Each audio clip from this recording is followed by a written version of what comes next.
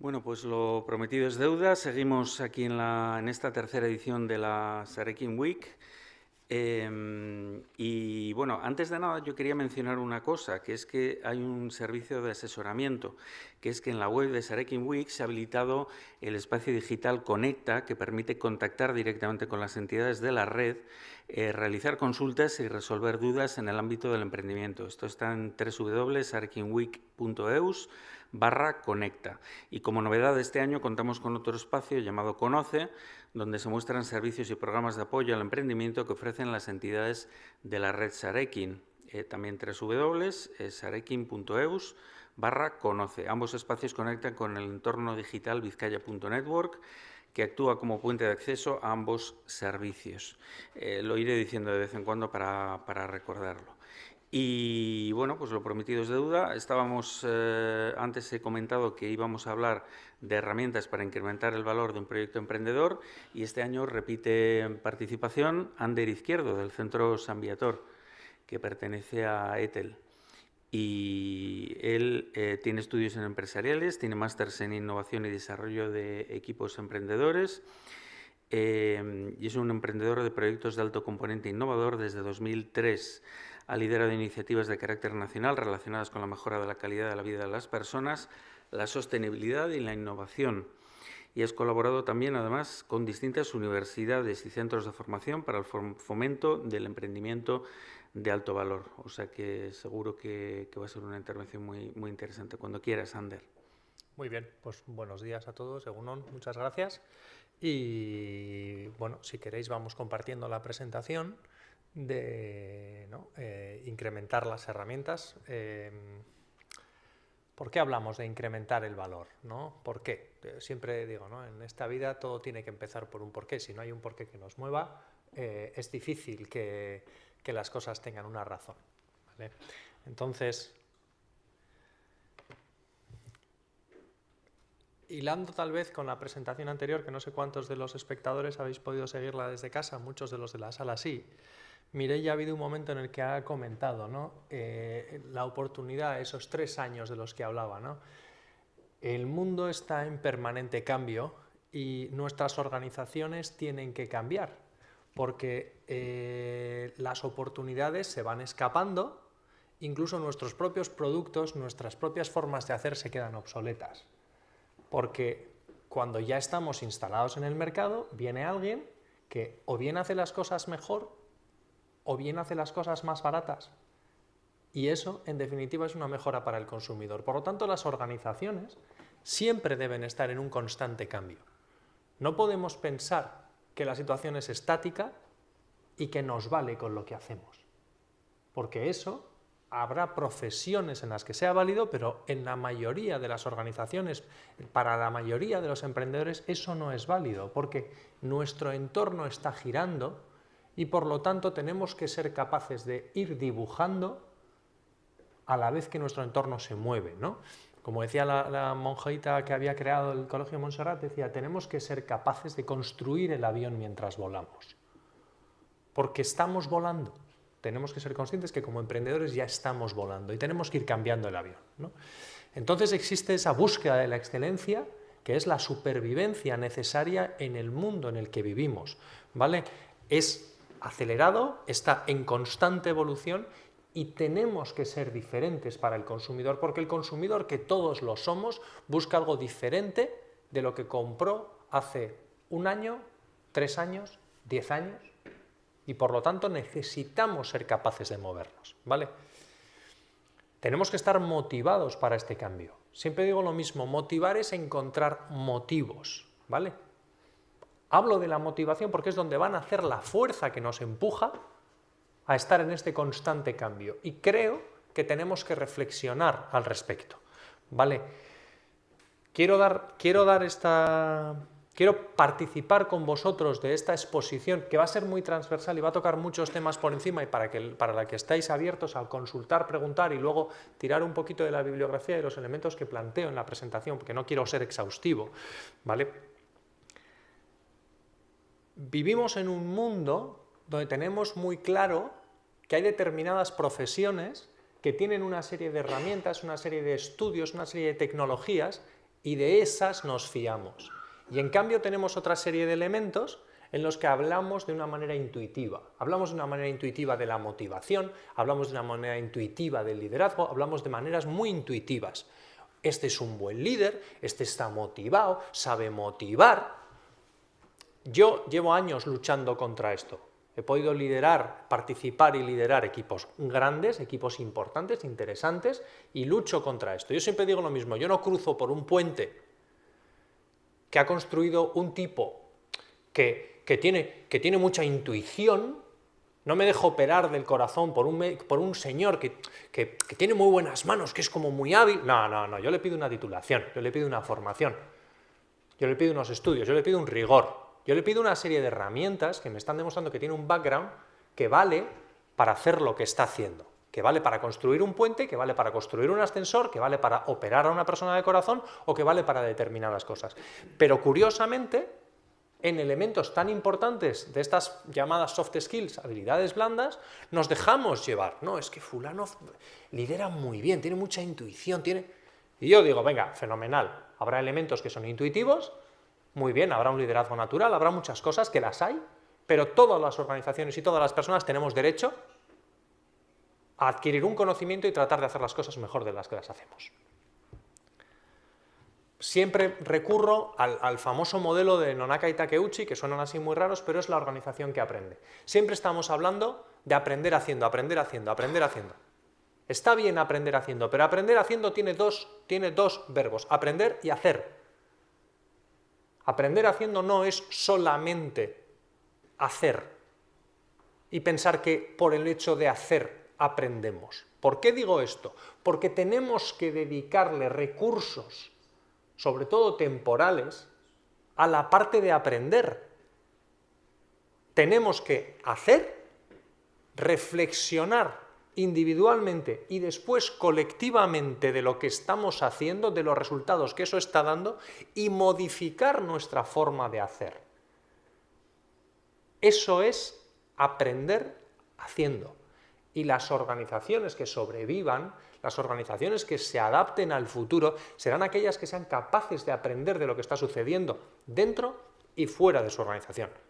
Pero uno no aprende por el mero hecho de hacer, uno aprende porque dedica recursos al aprendizaje, a la reflexión de lo que está haciendo. Nonaka, como os digo, Nonaka y Takeuchi para mí tienen la espiral de creación de conocimiento, que es la organización que aprende, y hablan de cómo convertir conocimiento tácito, que existe en las organizaciones, a conocimiento explícito. ¿Vale? Hoy profundizaremos o mencionaremos algunas herramientas y hay muchas en las que, como os digo, estoy a vuestra disposición para que nos consultéis, me preguntéis o lo que queráis. Pero es fundamental esta parte, ¿vale? Siempre digo lo mismo, si una persona hace todos los días una cosa de la misma manera y no dedica tiempo a reflexionar, no podemos hablar de aprender haciendo, podemos hablar de qué está haciendo. Si un fontanero resuelve todos los días el problema de la misma manera, no está dedicando a aprender haciendo. Y su optimización del aprendizaje es escasa, ¿vale? Si una persona solamente aprende y aprende y aprende, pero no pone en práctica, estamos en la parte contraria. Fundamental compartir tiempo para aprender haciendo, que tiene aprender y hacer. Vale. Siempre que empezamos una organización, siempre que empezamos algo, esto es DEMA y estamos hablando del emprendimiento, tenemos que contestarnos a las preguntas: ¿qué problema u oportunidad hemos detectado? Si nuestra organización, nuestro proyecto, nuestra idea no resuelve un problema o ha detectado una oportunidad emergente, sigamos dándole vueltas porque tenemos escaso valor, ¿vale? Y la siguiente pregunta muy relacionada a esta, aunque no está en la presentación, es ¿y cuánta gente tiene ese problema? Porque si son escasos o tienen escasos recursos o van a destinar escasos recursos a la solución de ese problema, pues ojo con lo que estamos haciendo. La siguiente pregunta que nos tenemos que hacer es, vale, ¿y a día de hoy cómo se resuelve? No vaya a ser que estemos pensando una solución y que las personas en la actualidad lo estén resolviendo de otra manera. Y nosotros estamos viendo una solución y entonces cuando nuestra solución aparece decimos, vale, ¿y por qué nuestra solución es diferente? Fundamental que estemos pensando en esto, ¿vale? Y el siguiente elemento, que también lo hilo mucho con la ponencia anterior de Mireia, es decir, vale, ¿y cómo ganamos dinero? Esto es importante porque tenemos que establecer esa cadena. Tenemos que establecer ese modelo en el que digamos, vale, pero aquí el recurso que alimenta una organización, ¿cómo se genera? Yo he visto grandísimos proyectos y dices, esto es muy bonito, pero esto no es sostenible. Y la siguiente pregunta que viene después de las anteriores es, ¿y es escalable? ¿Qué capacidad tenemos de hacer esto más grande? ¿Cuántos emprendedores vemos que lo que hacen es montan un proyecto? El proyecto es interesante, el proyecto es bonito, pero el proyecto es absolutamente consumidor de su tiempo como recurso. Al principio estás tan motivado, de manera inconsciente además generalmente, que no te preocupa aportar tu recurso valioso como es el tiempo y tu esfuerzo. A medida que el tiempo avanza, tú te vas cansando de aportar tiempo, tú te vas cansando de ese recurso y te das cuenta de que lo que has creado no es escalable. Si lo que has creado no es escalable, tienes un problema de continuidad, ¿vale? Ya no hablo solo de las grandes escalas de Estados Unidos, de Silicon Valley, de que sea multiplicable por 100. Eso ya es otra hiperdimensión que luego ya vemos cómo está en Twitter y otros, ¿vale? Pero voy también a una escala en la que, digamos, lo que yo estoy haciendo es rentable, es interesante, soy capaz de replicarlo y esa réplica la puedo hacer con unos recursos ordenados, ¿vale?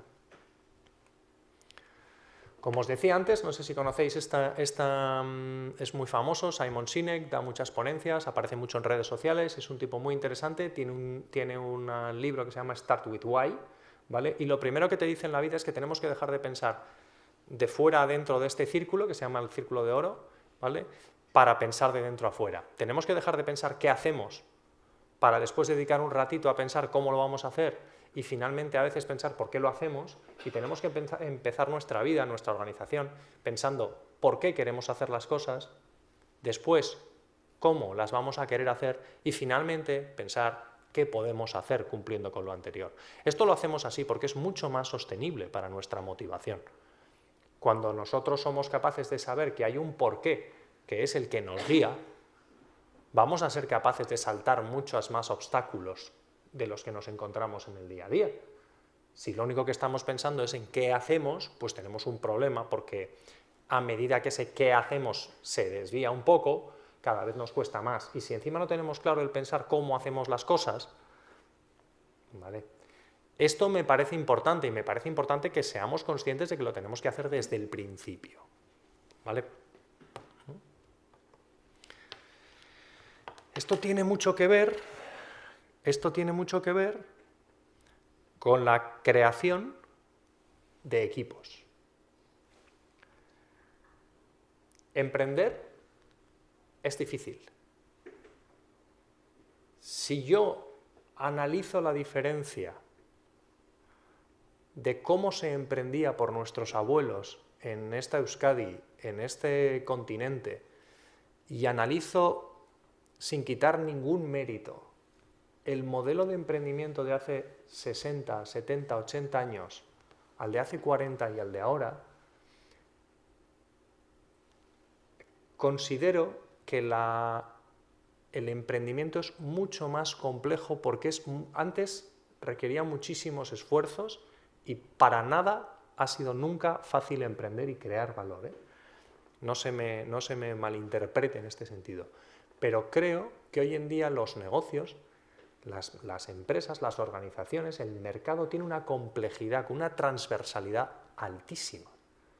Hace falta saber finanzas, hace falta saber derecho, hace falta saber contabilidad, finanzas, hace falta saber exportar, hace falta diseñar producto, hace falta cumplir toda la legislación, hace falta saber vender, hace falta la transversalidad y la cantidad de personas muy distintas que hacen falta en una organización es fundamental para el éxito de una iniciativa. Hoy en día es muy difícil aquel emprendedor que todos hemos visto, que se pone la mochila y es capaz de bajar del caserío al valle y montar una fábrica de tuercas, porque tiene una idea clara, una forma mejor de hacer la tuerca, una forma mejor de solucionar un problema. Insisto, no quito para nada mérito, pero hay que reconocer que entonces el mundo era menos global y menos poliédrico en su complejidad. ¿Vale? Probablemente no, seguro que había otros elementos de altísima complejidad. ¿Vale? ¿Por qué digo esto? Porque tenemos que diferenciar cuando montamos una organización como emprendedores, si queremos tener una organización en la que existe un grupo de trabajo o queremos montar una organización en la que existe un equipo tractor del proyecto y un equipo que participa en las decisiones. Este gráfico que os pongo me parece interesantísimo porque nos está diciendo que el grupo de trabajo es una manera muy eficiente de alcanzar un resultado, pero que cuando queremos elevar el resultado necesitamos trabajar con la construcción de un equipo. La diferencia entre un equipo y un grupo, según varios expertos, es que el equipo comparte un objetivo común y el grupo no. Y ese objetivo común lo ha tenido que construir. Y esa construcción del proyecto común nos muestra esa zona en la que vemos que lo llama el falso equipo. ¿Por qué? Porque al principio estamos aprendiendo quiénes somos los unos y los otros. Y cuando uno monta un equipo de trabajo en lugar de un grupo de trabajo, tiene que ser consciente de que al principio la eficiencia va a ser peor que la de un grupo de trabajo. Es más sencillo actuar como patrón que actuar como líder de un equipo. Entonces tenemos que ser conscientes de que al principio el rendimiento va a ser peor. Es una elección de quien está en la organización. Yo os muestro herramientas para que sepamos de qué va esto. ¿Vale? La organización, al principio, como equipo, va a ser menos eficiente, pero evidentemente va a alcanzar unas cotas de desarrollo y de rendimiento muchísimo más altas si se gestiona y se trabaja bien. Requiere, como casi todo en esta vida, una inversión. Y una inversión que, vuelvo a decir lo mismo que en la apertura, que no vale solo con la intuitiva. Porque nosotros lideramos muy bien a aquellos sobre los que podemos ejercer un liderazgo natural, pero cuando uno está en una organización tiene que saber liderar a personas que no son de su estilo de liderazgo. Que esa es la clave. Es muy fácil motivar a aquella persona con la que me llevo bien y sé cuáles son los elementos de motivación. Lo difícil es motivar a aquel con quien no engancho. Y ahí es donde digo, ¿y qué herramientas tengo? ¿De qué herramientas puedo disponer? ¿Vale? Esto, que no pretendo que nos lo leamos entero, y además yo, con lo lejos que tengo la pantalla, ni lo veo, ¿vale? Esto, por ejemplo, este es un psicólogo inglés que se llama Belbin, que ha definido los roles que existen dentro de un equipo emprendedor. Hay más personas y hay más modelos, las 10 caras de la innovación, etcétera, de distintos autores, pero para mí este modelo de Belbin es muy potente. De hecho he dicho 10 y son 9 los de Belbin, perdón, los 10 son los de la cara de innovación, ¿vale? Y me parece muy interesante que se conozcan estos perfiles. Cuando creamos una organización, cuando creamos un equipo de trabajo, tenemos que entender que todas las personas somos diferentes y cada uno tenemos nuestros puntos fuertes y nuestros puntos débiles. Es muy difícil que hagamos crecer a alguien sobre sus puntos débiles. Podemos hacer crecer a las personas sobre sus fortalezas, pero es muy difícil que hagamos crecer a alguien sobre sus puntos débiles. Por lo tanto, cuando estamos en un equipo, tenemos que conocer las personas que integran ese equipo, conocer sus perfiles y trabajar sobre sus fortalezas y asumir que cada fortaleza, cada perfil, tiene lo que se llaman las debilidades permitidas. Y tenemos que ser laxos y complementarios con las debilidades que las personas, precisamente por tener unas virtudes, muestran. Porque si no, estamos torpedeando nuestra propia organización, nuestro propio equipo de trabajo. Y eso es fundamental que entendamos, ¿vale? Como veis, es una división, los llama de una manera peculiar, todo el mundo al principio parece que quiere ser cerebro porque parece que eres más listo si eres cerebro. No, cada uno tenemos un perfil y lo que es importante de este perfil es que entendamos que el perfil tiene unas debilidades, unas fortalezas y unas debilidades permitidas, ¿vale? Y tenemos que trabajar en la organización entendiendo y agrupando a las personas que la componen, ¿vale? ¿Esto por qué sucede? Esto sucede porque este es el Team Performance Model, este es el modelo de desarrollo de equipos de alto rendimiento de David Sivett. David Sivett nos está diciendo que primero, está un poquito lejos, ya me vais a perdonar, pero primero tenemos que orientarnos para formar parte de un equipo. Tenemos que saber por qué pertenecemos y tenemos que tener clara nuestra pertenencia al equipo. Después está la construcción de credibilidad, ¿vale? Si no creemos en lo que estamos haciendo, nos va a resultar muy difícil estar alineados como equipo, ¿vale? Después estará la clarificación de los objetivos. Cuando hablamos de desarrollo de equipo, tenemos que clarificar los objetivos. La clarificación de los objetivos es fundamental. Y lo hilo de nuevo con ese aprendizaje que os decía al principio, Nonaka y Takeuchi, esa espiral de creación de conocimiento. Yo tengo que saber lo que para mis compañeros está bien y para lo que mis compañeros no es adecuado.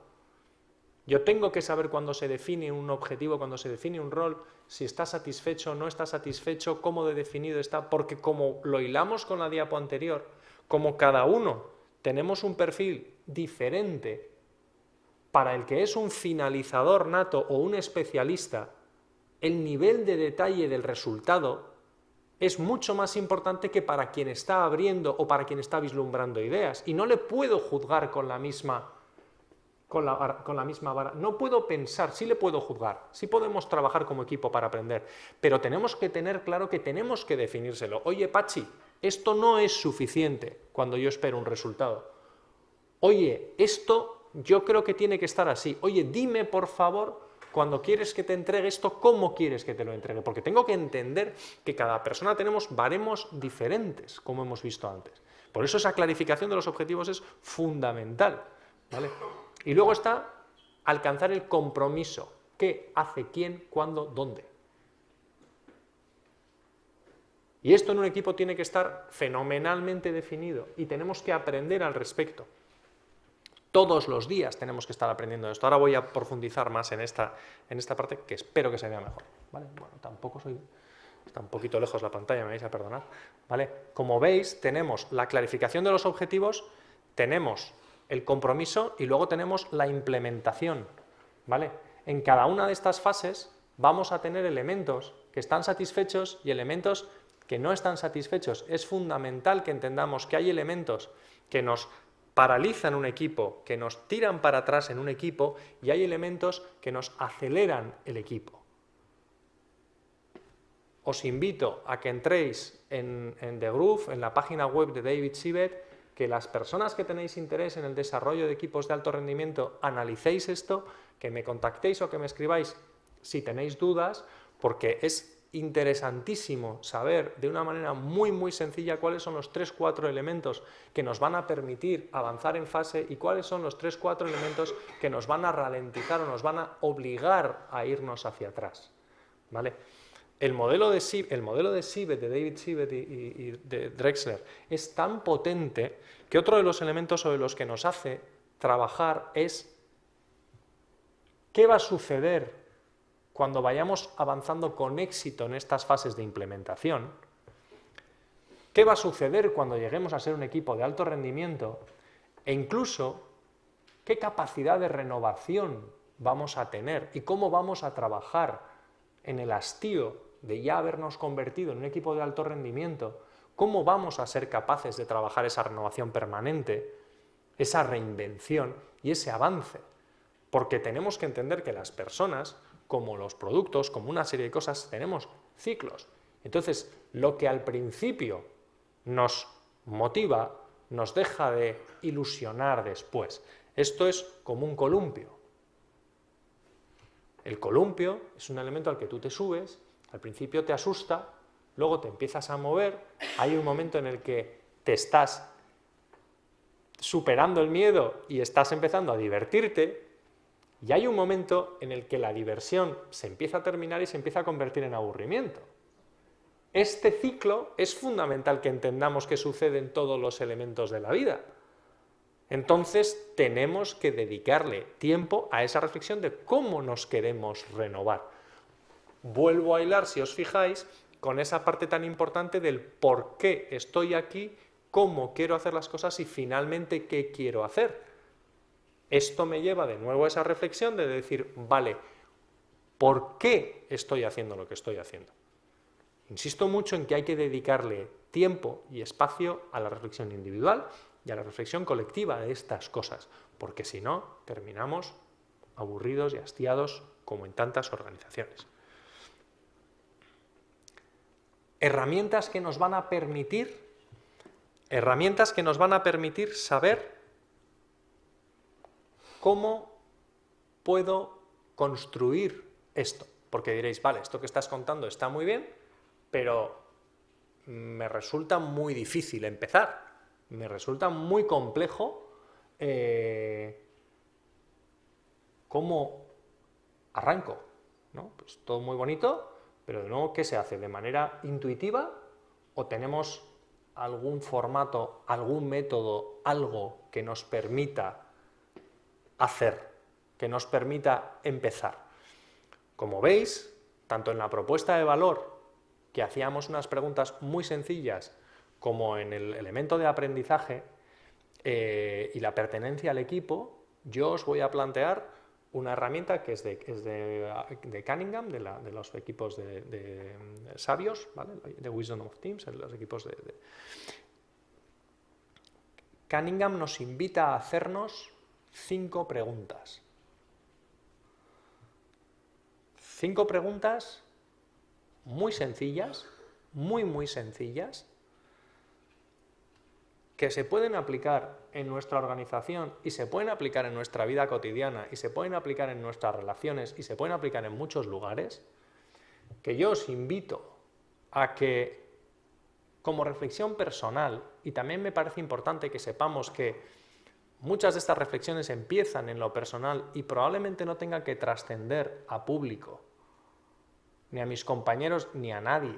¿Cuál es mi reflexión? ¿Vale? Y habrá partes que yo quiero socializar y partes que no quiero socializar porque pertenecen a mi intimidad y hay que respetarla, ¿vale? Por lo tanto, creo que estas 5 preguntas se pueden responder en distintos planos, ¿eh? Desde luego hay un plano laboral y hay un plano personal clarísimos, ¿vale? Y como veis, son muy sencillas. Es ¿de dónde vengo? ¿Qué me ha traído a mí hasta donde estoy? Es importante que yo reflexione de eso de manera individual y es muy importante que yo tenga un mensaje de quién soy hasta ahora hacia mis compañeros. Insisto, es un mensaje probablemente mucho menos íntimo el que tengo que transmitir que el que me ha llevado a la reflexión, pero es importante que mis compañeros, si realmente quiero hacer un equipo, sepan de dónde vengo. Porque van a entender mucho mejor los elementos que me motivan, los elementos que me frenan, los elementos que me dan miedo y un montón de cosas más, ¿vale? Que para desarrollar proyectos son fundamentales. Otra pregunta sencilla, aparentemente, es ¿dónde estoy? Vuelvo a separar plano personal de plano profesional. Creo que es importante que cada uno de nosotros dediquemos un tiempo a reflexionar dónde nos encontramos. Es lo más importante de vivir el ahora, ¿vale? Y que sepamos compartir una parte de eso a nuestro equipo. Tenemos que ser capaces de compartir a nuestro equipo dónde nos encontramos. Si queremos que nuestras debilidades permitidas sean asumidas por la gente que nos rodea, tenemos que compartir con ellos, insisto, de una manera ordenada y no de una manera excesivamente íntima, o sí, lo que queramos, de dónde nos encontramos, ¿vale? Otra otra parte fundamental que requiere una reflexión y compartirla, y esta sí es muy importante que la compartamos muy abiertamente con el equipo, es ¿a dónde queremos ir?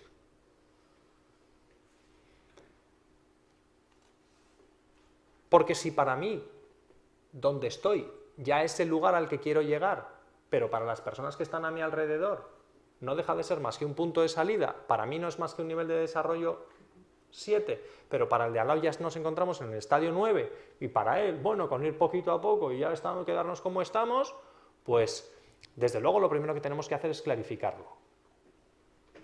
No pasa nada, yo ahora mismo estoy colaborando con una organización, hay una de las personas que está a punto de jubilarse, se ha iniciado un proyecto nuevo dentro de la organización y esa persona ha pedido quedarse al margen de ese proyecto a pesar de ser socio de la empresa, porque dice, mira, a mí me quedan 2 años, estáis hablando de unas cosas rarísimas, yo casi que de esto me bajo, o sea, yo sigo queriendo mogollón a la organización, hago lo que me pidáis, pero yo en este proyecto, es que, o sea, y es verdad, o sea, hay que entender que las personas nos encontramos en distintos momentos, en distintos lugares y que no pasa nada, lo que es importante es compartirlo. Lo que no puede ser es que estemos esperando que esa persona reme y esté motivada como los demás, cuando esa persona lo que está pensando es me queda 1 año y medio y me jubilo. Entonces, eso es lo verdaderamente importante, ¿vale? Las 2 últimas preguntas del contrato de aprendizaje a mí me parecen maravillosas, porque normalmente, incluso a pesar de haber hecho una reflexión que os invito a que sea explícita, que la escribáis, que os la guardéis, que la reviséis, pero que sea escrita, ¿vale? ¿Vale?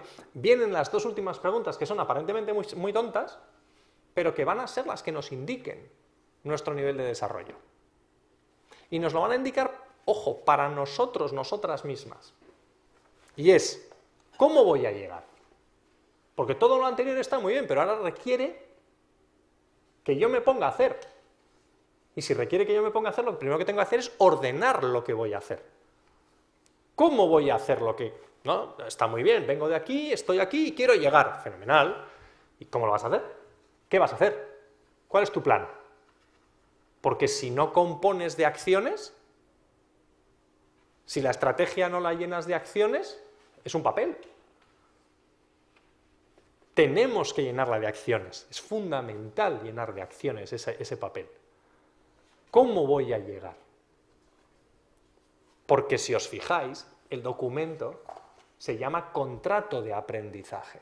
Con lo cual las 3 anteriores no dejan de ser un preámbulo, porque la clave aquí está en lo que voy a hacer. Y tengo que compartir conmigo mismo el primero todas las mañanas y con el resto de mis compañeros en la parte que me he comprometido con ellas, cuál es mi nivel de compromiso para hacer cosas que nos lleven a un lugar donde queremos estar. Y la última es cómo sabré que he llegado. Es una pregunta a veces difícil, pero que nos viene muy bien, porque hay personas que por naturaleza siempre están satisfechas, hay personas que por naturaleza siempre se están flagelando y pensando que no llegan, hay personas que tienden a justificar, hay personas que tienden a justificarse, hay personas que tienden... Entonces, es importante que yo, cuando redacto ese contrato de aprendizaje, establezca esos lugares a los que quiero llegar, para ser consciente también de que me tengo que renovar, o que tengo que mantenerme, o que el plan de acción que me he planteado no es el suficiente.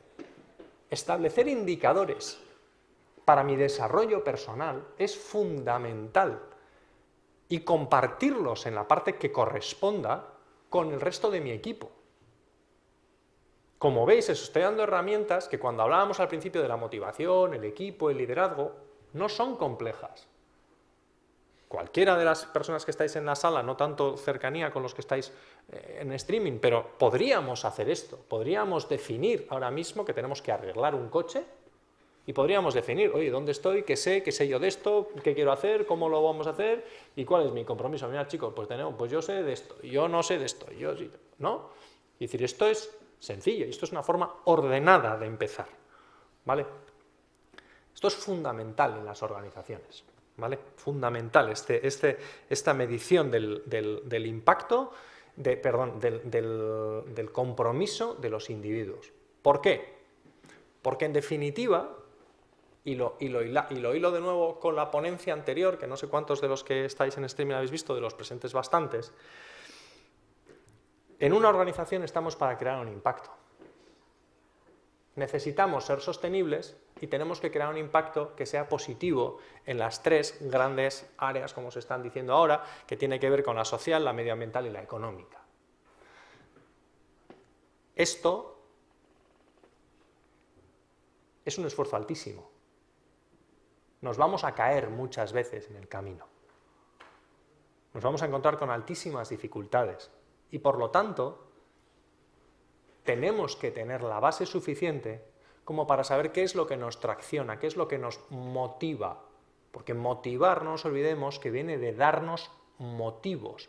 Y somos nosotros los que tenemos que llenar nuestra mochila de motivos. La motivación, a diferencia de cómo se usa muchas veces la palabra hoy en día, parece que la motivación viene de fuera. Y la motivación yo creo que es la palabra que más viene de dentro para alguien, puesto que consiste en la búsqueda de motivos.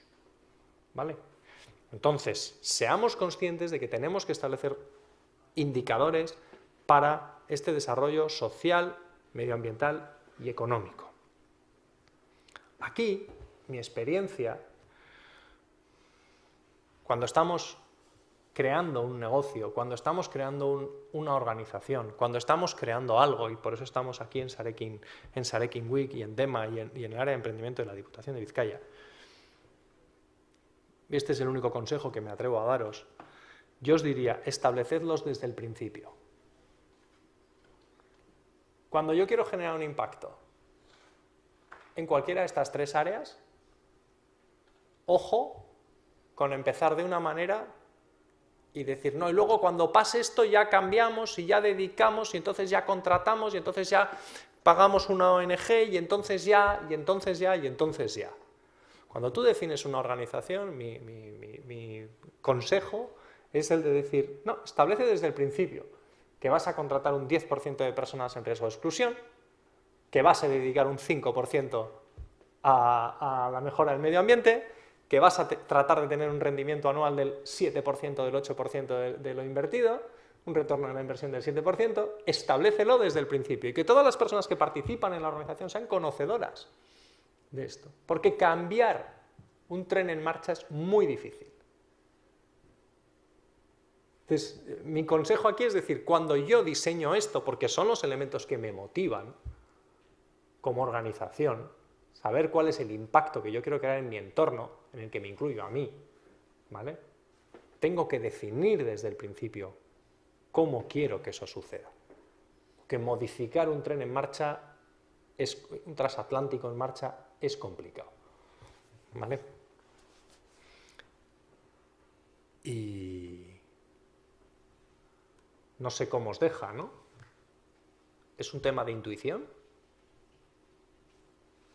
Gestionar equipos, gestionar organizaciones, mejorar, crecer, aprender. ¿Es un tema intuitivo? ¿Es un tema de talento? ¿O es un tema de tener un método? Trabajar con un método, trabajar con un rigor, aplicar unas herramientas y plasmar esas reflexiones, ¿no? Entonces, por mi parte, hasta no sé cuántas preguntas tenéis o me queréis hacer, o si hay alguna parte en la que queréis que profundice, encantado de escucharlas y de que me las lancéis.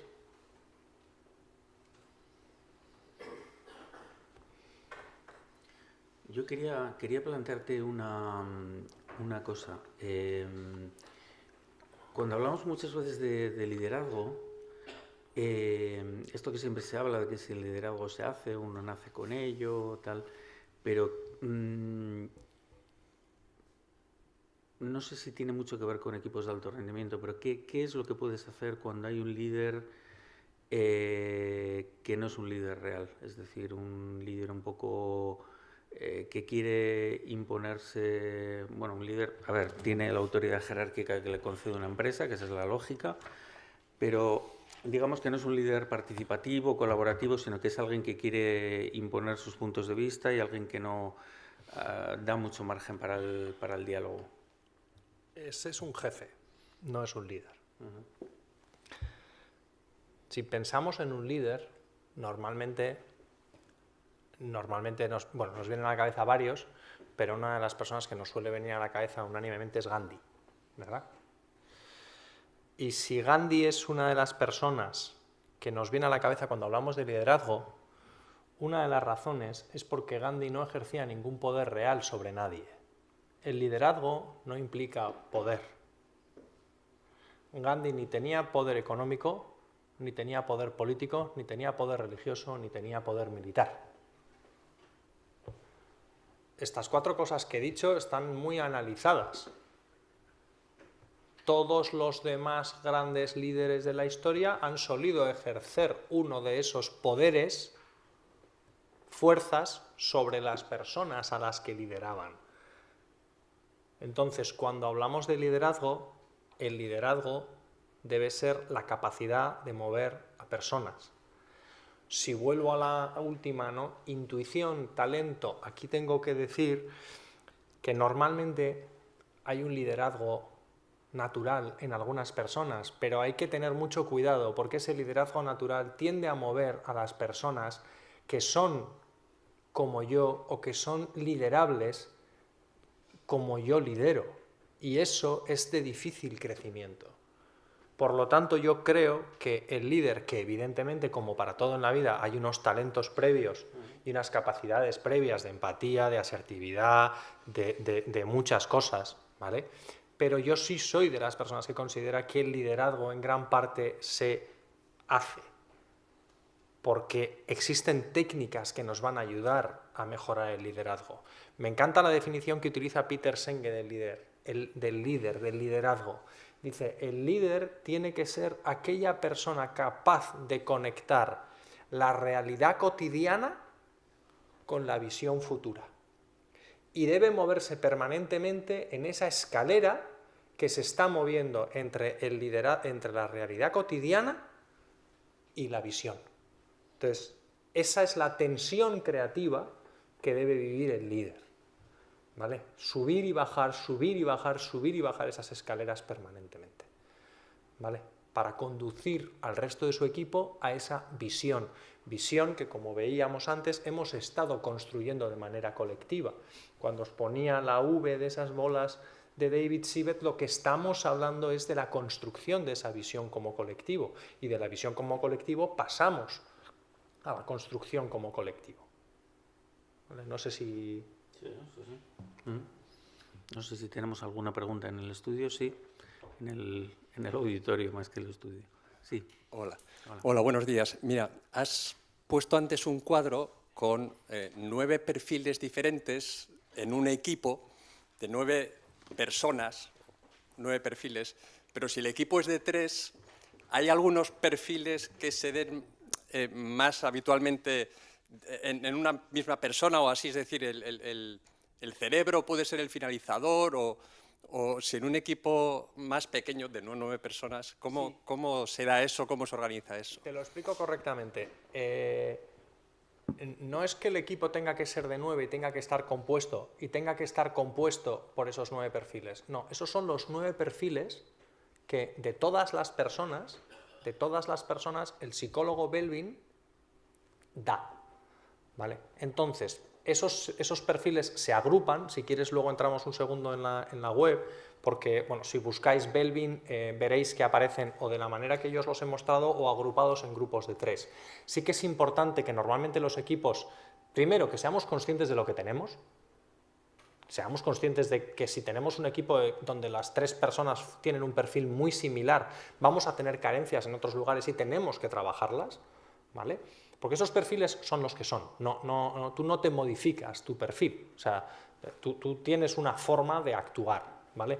Entonces, lo verdaderamente importante es que conozcamos qué perfiles componen nuestro equipo, para que lo complementemos o bien con acciones, porque al final cuando yo conozco que no soy un buen finalizador, puedo esforzarme en ser mejor finalizador, porque soy consciente de que intuitivamente mi fuerte no es la finalización. Probablemente sea más pensar, abrir, soy más extrovertido, tengo más capacidad de llamar, de hacer determinadas cosas, pero a lo mejor, entonces, bueno, lo primero que tengo que saber es que yo no soy un buen finalizador. Si yo no soy un buen finalizador, podré poner herramientas para tratar de ser mejor si mi equipo es pequeño o está en una situación de esas condiciones, ¿vale? Entonces, lo verdaderamente importante es saber, primero, son 9 perfiles que agrupan, se componen de todas las personas, ¿vale? Por su manera de actuar. Se pueden agrupar en 3 grupos, fácil de encontrar en internet si no lo vemos ahora, ¿vale? Es que no tengo aquí no tengo capacidad de proyectarlo en pantalla, y sobre todo nos permite saber cuáles son nuestras fortalezas y nuestras debilidades, ¿vale? Y mi opinión es que un equipo de alto rendimiento tiene que estar compuesto por perfiles diversos, por gente que aporta visiones y sensaciones diferentes en un equipo, ¿vale?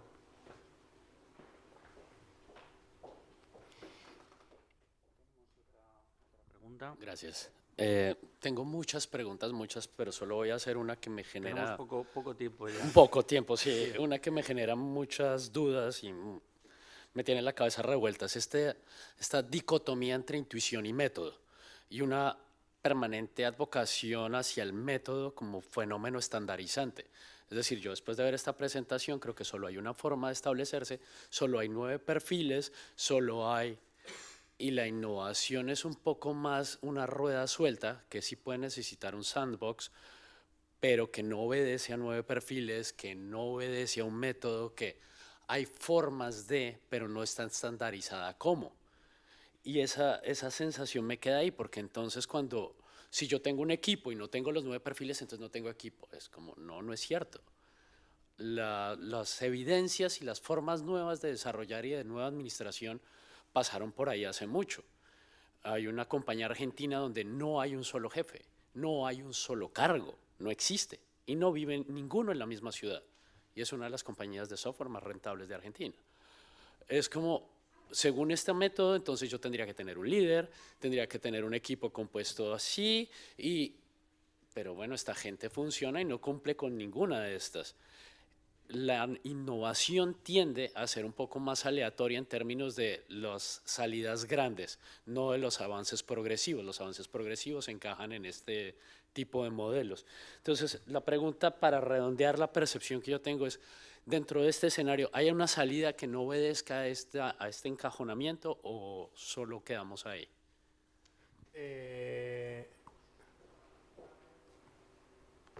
Gracias por la pregunta. Da para mucho esta reflexión. Yo creo en el liderazgo, creo en la intuición, he montado equipos y proyectos desde la intuición, creo en la innovación disruptiva y creo en muchas cosas. Lo que no creo es que eso se tenga que limitar a las personas que en un momento determinado tienen un proceso eureka, encuentran algo y se tenga que limitar a eso. Lo que he pretendido trasladar hoy es que la gente normal, la gente ordinaria, podemos optar a mejorar determinadas cosas porque existen métodos, existen herramientas que podemos aplicar en nuestra organización y existen formas de medir y de hacer. No son impositivas. Esto no es una afirmación que niega la existencia de las demás. Gandhi es un líder nato, no aplica estas metodologías y si las aplicó de manera intuitiva, pero la historia nos ha llevado a interpretar sus actuaciones y las de muchos otros y darnos cuenta de que hay elementos que se repiten, de que hay elementos que se clasifican y de que hay elementos que se pueden trabajar. Y que esto no es algo que esté en la estratosfera y que siempre que pensamos en liderazgo, en no sé qué, tenemos que pensar en Steve Jobs y en Gandhi y tal, y todos quedarnos los demás sentados en nuestra mesa de Baracaldo con un portátil diciendo, pues yo no llego. No, ¿vale? Fenomenal Steve Jobs, fenomenal Gandhi, fenomenal un montón.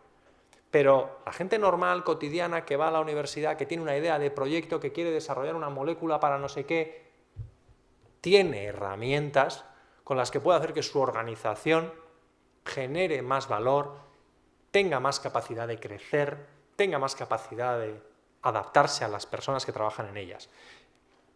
Esa es mi visión. Y una aclaración que probablemente ha sido muy rápido. Belbin es un gran psicólogo inglés que lo que ha hecho ha sido identificar perfiles. En ningún momento está diciendo que los equipos tengan que estar compuestos por esos perfiles. Está diciendo que él, en su conocimiento de la psicología de las personas, estandariza o clasifica a las personas en 9 grupos. No nos está diciendo que un equipo no es válido si no tiene 9 grupos. Si no tiene una persona de cada uno de esos 9 grupos. En ningún momento nos está diciendo, de hecho, os invito, entráis en la página web, la tiene, podéis hacer vuestro perfil y probablemente os sorprenda el resultado o no os sorprenda el resultado. Y os va a clasificar y os va a decir, pues mira, tus fortalezas son estas y tus debilidades son estas. Y ya está. O sea, no va más allá, ¿eh? No estamos hablando de que los equipos tengan que ser de 9. De hecho, un equipo de 9 es un equipo ya difícil de llevar, ¿eh? Ander, disculpa, estamos ya fuera de tiempo. Gracias por tu contribución. No, perfecto. Cuantas más preguntas haya, pues más enriquecedores. Pero estamos fuera de tiempo ya. Muchísimas gracias, Ander Izquierdo, por tu participación. Y seguimos ahora a las 11 hablando de la financiación de los proyectos de negocio aquí en la Sarekin Week, en esta tercera edición. Gracias.